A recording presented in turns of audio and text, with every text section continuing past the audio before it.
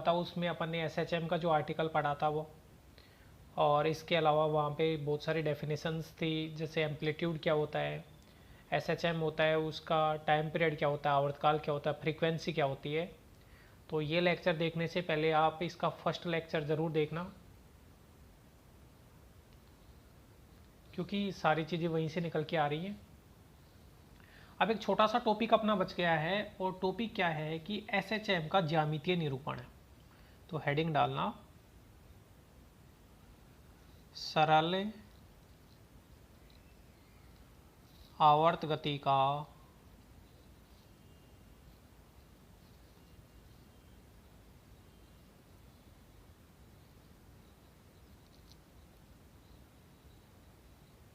ज्यामितीय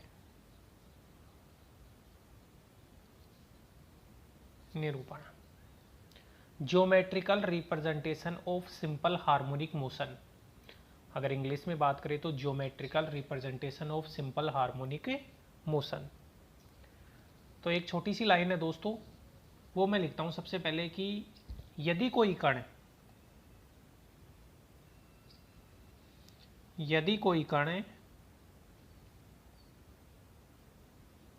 कण एक अचर कोणीय वेग ओमेगा से वर्त की परिधि के ऊपर गति करता है, यदि कोई कण अचर कोणीय वेग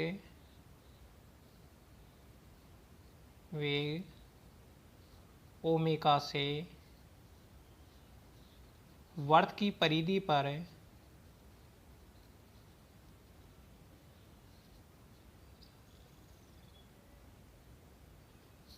गति करता है तो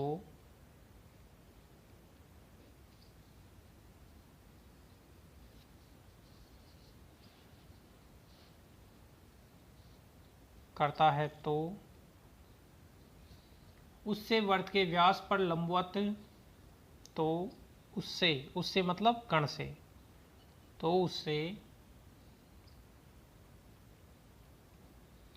वृत्त के व्यास पर लंब पाद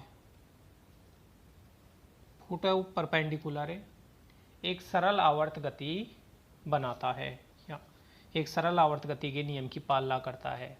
व्यास पर लंब पाद एक सरल आवर्त गति का अनुसरण करता है।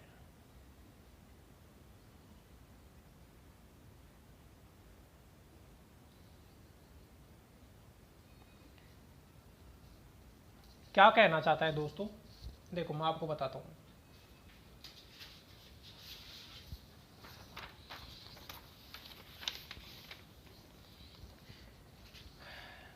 मान लो कि ये अपना कोई सर्किल है, और ये सर्किल है तो ये इसका डायमीटर होगा व्यास, और ये सेंटर होगा O, तो ये A डैश इसका डायमीटर मान लो व्यास। अब मान लो कि आपका पॉइंट P यहाँ पे है, आपका पॉइंट क्या है, P यहाँ पे है, और आप रेडियस को A मान लो।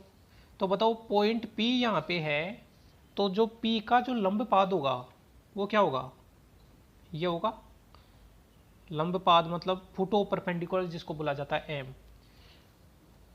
अब जैसे ही ये कण यहाँ पे चला गया, जैसे ही ये कण P अपनी पोजीशन यहाँ चेंज कर दिया, तो बताओ लंब पाद कहाँ पे चला गया, यहाँ पे आ गया, यहाँ पे आ गया। इसके बाद में कण जैसे ही यहाँ से गति करता हुआ यहाँ आया, तो लंब पाद यहाँ आ गया। तो कण तो ऐसे बढ़ रहा है वर्त की परिधि पे, और आपका लंब पाद है वो ऐसे चल रहा है, यहाँ से स्टार्ट हुआ, यहाँ से ऐसे देखो आगे की तरफ बढ़ रहा है। जब कण यहाँ आया तो ये लंब पाद यहाँ से यहाँ तक आ गया, जब कण यहाँ आया तो फिर ये इसका लंब पाद बन गया। देखो लंब पाद तो यहाँ व्यास के कोरस्पोंडिंग बढ़ रहा है, और अपना कण परिधि के अनुसार चल रहा है। जब कण यहाँ आया तो लंब पाद यहाँ, जब कण यहाँ आया तो लंब पाद भी यही हो जाएगा। अब जैसे ही कण नीचे की तरफ आया, तो अब बताओ कण ये तो सेंटर से जितनी दूरी ये थी उतनी दूरी ये है, तो कण का अगर यहां देखूं तो अधिकतम विस्थापन कितना है, OA, त्रिज्या के बराबर आयाम। अब जैसे ही कण नीचे की तरफ आता है तो तो अब बताओ इसका लंबपाद वापस घटना चालू हो जाएगा या नहीं हो जाएगा। फिर कण यहाँ आया तो लंबपाद नीचे, कण यहाँ आया तो लंबपाद है वो यहाँ आ गया, फिर कण यहाँ आया तो लंबपाद यहाँ आ गया, और जैसे ही गति करता करता यहाँ पे कण आ जाता है तो लंबपाद ये तो वापस यहाँ आ गया।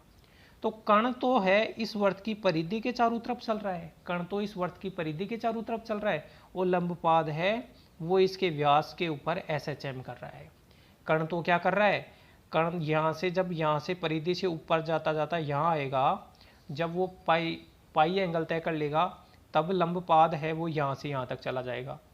फिर जब वापस नीचे वाला पाई एंगल तय करेगा तो फिर लंबपाद वापस उसी पोजीशन पे आ जाएगा जहाँ से चालू हुआ था। तो कण तो आपका है वो परिधि के चारों तरफ चल रहा है, और लंबपाद है वो पहले A फिर O फिर A', फिर वापस A' से O फिर A, फिर A से O A', ऐसे चलता रहता है। तो इसका लंबपाद होता है वो क्या करता है, SHM करता है। आई होप मैंने आपको समझाया होगा। तो आप यहाँ से देखना, समझ में आ गया होगा, आसान सी चीज़ है। तो सबसे पहले मैं क्या करता हूँ कि यहाँ पे एक सर्कल का निर्माण करता हूँ।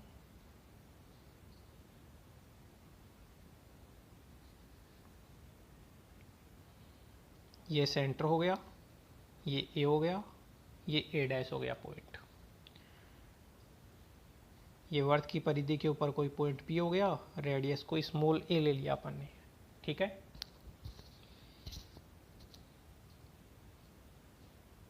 ये अपना लंबपाद है जिसको M से दर्शा रखा है मैंने, और ये एंगल मान लो कितना है, थीटा।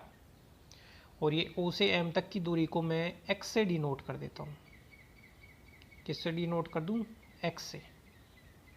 भाई केंद्र से जो दूरियां मापी जाती हैं SHM में वो x वगैरह होती है, तो इस दूरी को मैंने x से डिनोट कर दिया। x है भाई, ध्यान रखना ये। तो अब मैं लिखता हूँ कि ये तो अपनी हेडिंग है। अब यहाँ से लिखते हैं कि भाई माना कि एक कण है, माना कि एक कण है बिंदु कैपिटल A से, यहाँ से गति करेगा कण, बिंदु कैपिटल A से वृत्त की परिधि पर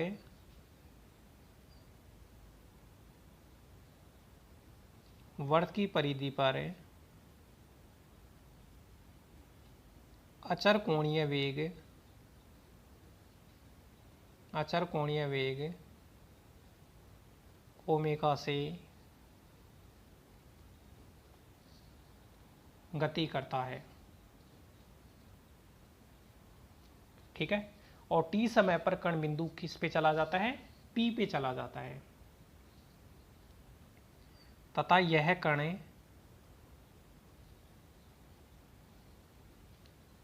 t समय पर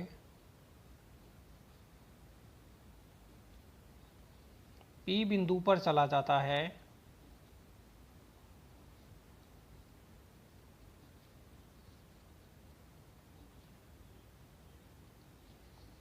वृत्त की त्रिज्या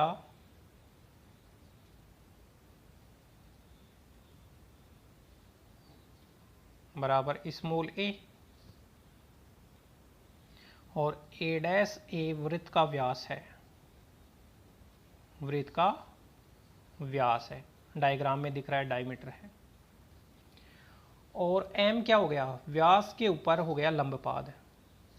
तो लिख देता हूं मैं कि A'OA, ऐसे A'OA व्यास पर कण का लंबपाद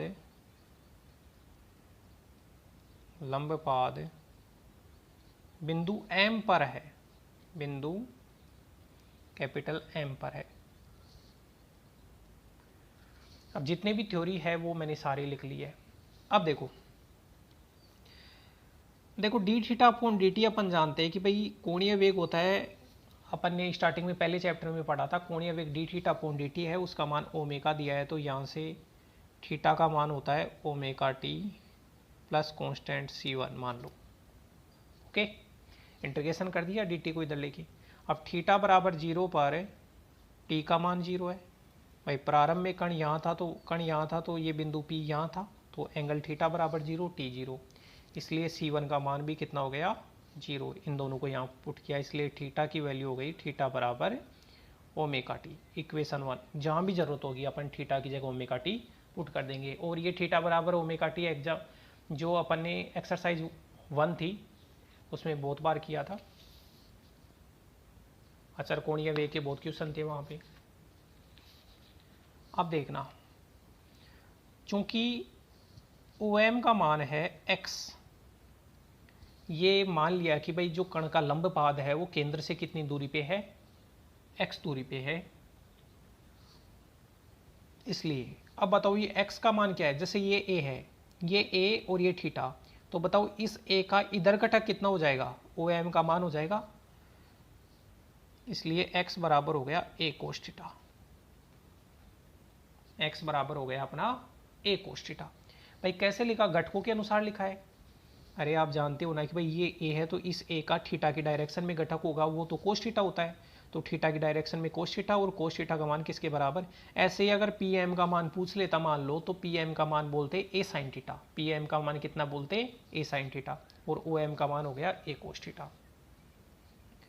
तो यहाँ से x बराबर a कोस, अभी इक्वेशन 1 में थीटा की जगह ओमेगा टी अपन ने निकाला था, तो इसको दे दिया मैंने इक्वेशन नंबर 2 नाम।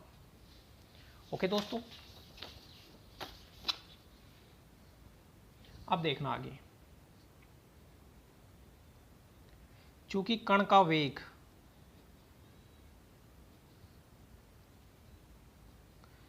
जैसे मैं dx अपॉन dt निकालता हूं पहले, तो dx अपॉन dt क्या बनेगा, माइनस a ओमेगा, भाई कोस का माइनस साइन होता है और ओमेगा आगे आ जाएगा, साइन ओमेगा टी। ऐसे ही एक बार फिर से t के सापेक्ष अवकलन करूंगा तो d2x अपॉन dt स्क्वायर, तो ये ओमेगा फिर से आगे आएगा तो माइनस a ओमेगा स्क्वायर, और साइन का हो गया कोस ओमेगा टी।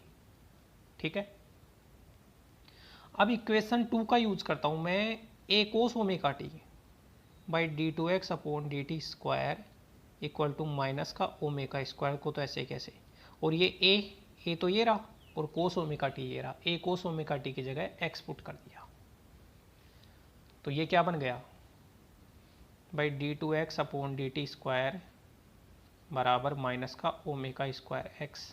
और बताओ ये किसका इक्वेशन है, ये SHM का इक्वेशन है।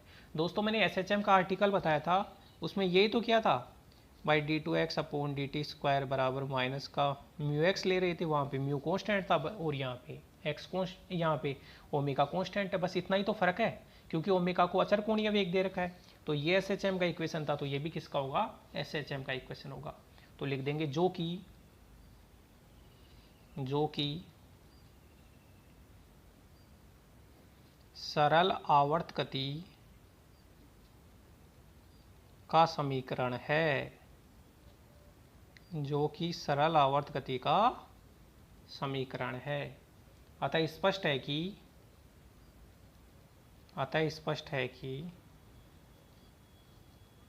कि बिंदु P का, भाई P बिंदु पे कण था, अतः स्पष्ट है कि बिंदु P का व्यास a' पर लंबपाद और लंबपाद क्या निकल के आया, m सरल आवर्त गति करता है, SHM करता है।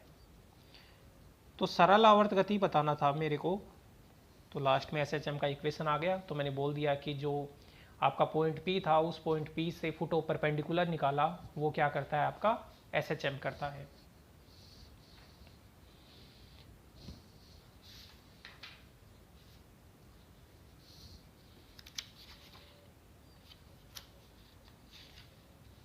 तो देख लो, मैं ये तो इसकी फर्स्ट स्लाइड थी, आसान से है भाई, इसमें तो कोई डाउट आएगी नहीं आपको, छोटा सा आर्टिकल था, SHM का ज्योमेट्रिकल रिप्रेजेंटेशन, और ये इसकी सेकंड स्लाइड है।